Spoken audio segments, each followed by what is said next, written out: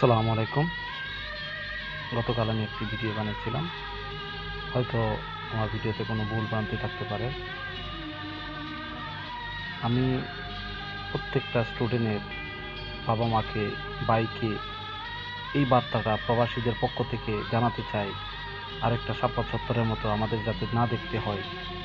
আমাদেরকে প্রত্যেককে সতর্ক হতে হবে। আমাদের কারো ভাই, কারো বোন, কারো সন্তান এই আন্দোলনে জড়িত আছে। প্রত্যেকের সাথে যোগাযোগ রাখতে হবে। আজ বাংলাদেশ সরকার, অবৈধ সরকার বাংলাদেশের যোগাযোগ ব্যবস্থা বন্ধ করে দিয়েছে। তাই অনেকের সাথে অনেকের যোগাযোগ বিচ্ছিন্ন আছে।